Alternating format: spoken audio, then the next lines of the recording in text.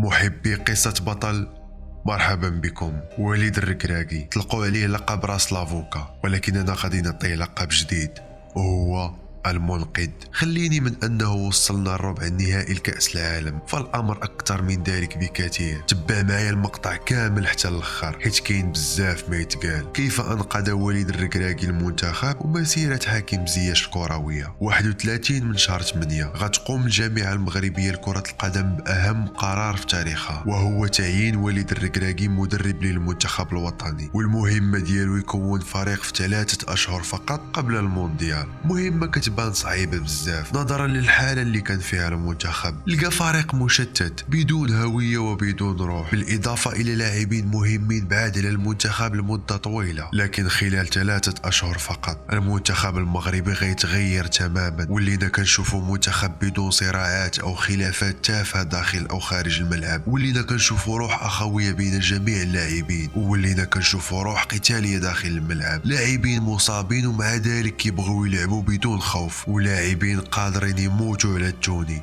وكل شيء كيلعب لصالح المجموعة. وزيد هاد الشيء عطانا منتخب قدر يحقق إنجاز تاريخي والوصول إلى دور ربع النهائي لكأس العالم. شخصيا والله إلا باقي ما متيقش وباقي ما مستوعبش الأمر، والأهم أننا قمنا بهذا الإنجاز بطاقم تدريبي مغربي 100%، وهذا في حد ذاته مفخرة. ما غنهضرش بزاف على هذا الإنجاز وغنتبع الهضرة اللي قال وليد.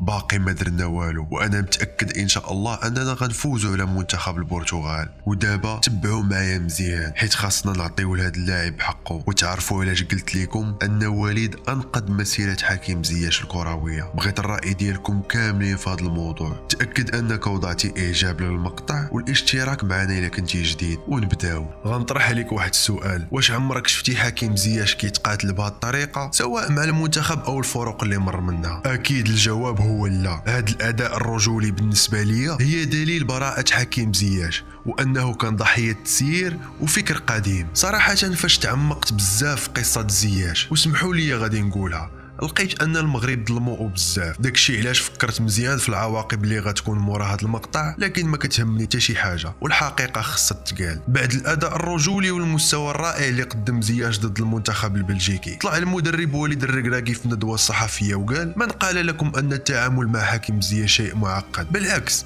انا عطيت لزياش الحب والاهتمام والثقه، وهو رد لي هادشي في الملعب بالاداء والروح القتاليه. مدرب عارف اش كيدير، عقلية جديدة منفتحة على اللاعبين. فالانضباط الشديد والصارم أصبح أسلوب قديم وما كينفعش مع العقليات الجديدة ديال اللاعبين، وبسبب هاد العقليات تحرمنا من لاعب عالمي لمدة طويلة. وانتم عارفين علاش كنهضر. الحقرة اللي تعرض لها حكيم زياش مع المنتخب أثرت عليه نفسيا بزاف، لدرجة أن المستوى ديالو مع نادي تشيلسي نقص وما بقيناش كنشوفوه بزاف. وباش نفهموا كتر علاش كنقول تظلم، غنرجعوا بالزمان اللور ونشوفوا الظروف اللي مر منها زياش على قبل المغرب. القصة بدات بعد ما تألق في البدايات ديالو رفقة نادي هيرفن، والجميع في هولندا سمع باسم الموهبة زياش، والاهداف والتمريرات ديالو كلشي كيهضر عليها. هادشي خلى الاسم ديالو يتواجد في لائحة المنتخب الهولندي لاقل من 19 سنة. لعب معاهم 2 تقريبا، لكن منين وصل لسن 21 عام في كل مرة كتوجه ليه الدعوة من المنتخب الهولندي كيلقى شي سبة وكيرفض. هنا الصحافة الهولندية بدات كتشك وكتطرح سؤال: كيفاش اي لاعب كيحلم يجي للمنتخب بينما زياش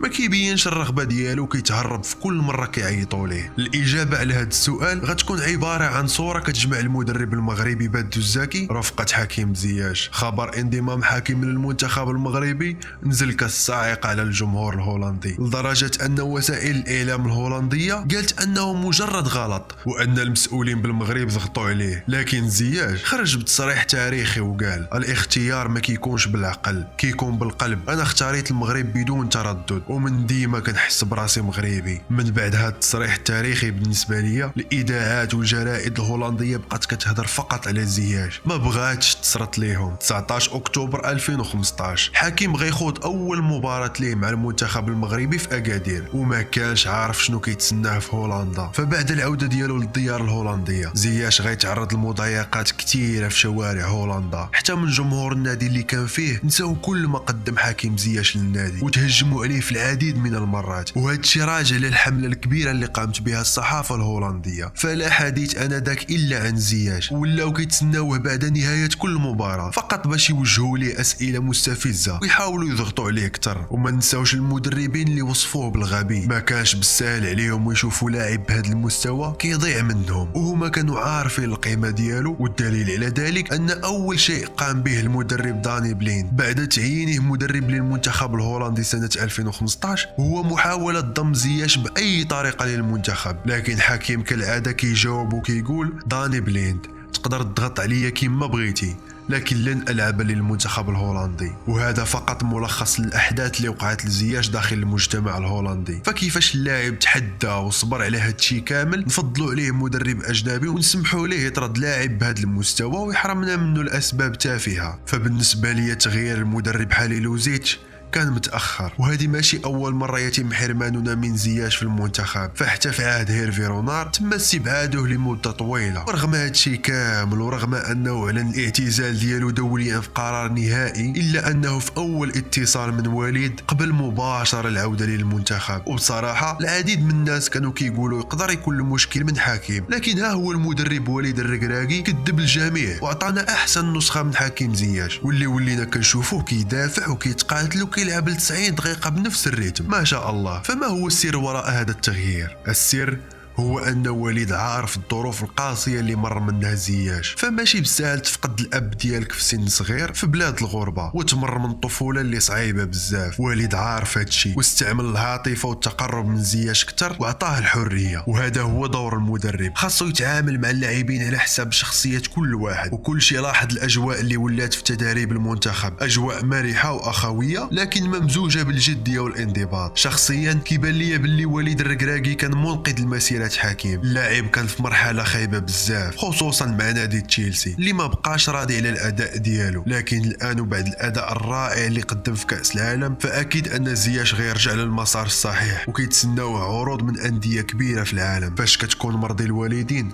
فكن متاكد ان الدنيا غتنصفك واحد النهار. واللي كيقولوا ان حكيم زياش اختار المغرب على ود الفلوس، وخليني نقول لك ان زياش جزء كبير من الفلوس اللي كياخذ من الجامعه كيوزعها على الناس اللي عندهم اجور صغيره داخل طاقم المنتخب. زيد على ذلك الاموال اللي كيتبرع بها على العديد من الجمعيات الخيريه والجمعيات اللي كتكلف بالاطفال، وهذا الشيء عمرو خرجوا وقالوا، فكل شيء كيديروا في السر. وايضا اللي كيقول ان حكيم متكبر فرحنا كاملين شفناه كيفاش كيتعامل داخل التدريب، كيضحك مع كل شيء وكيعطي طاقه ايجابيه داخل المجموعه. والاكثر من ذلك ان حكيم زياش بعد فوزه باحسن لاعب في مباراه بلجيكا قال في المؤتمر الصحفي: خليوني نكون صادق معكم، انا لا استحق هذه الجائزه، حنا كاملين قمنا بهذا الانجاز واللاعبين كاملين يستاهلوها. وهنا كتبان عقليه لاعب كبير. ان شاء الله في المستقبل ما بغينا نتحرموا من حتى لاعب قادر يعطينا الاضافه. شكرا حكيم على الروح القتاليه والحب اللي بينتي عليه لبلادك، وشكرا لكم محبي قصه بطل.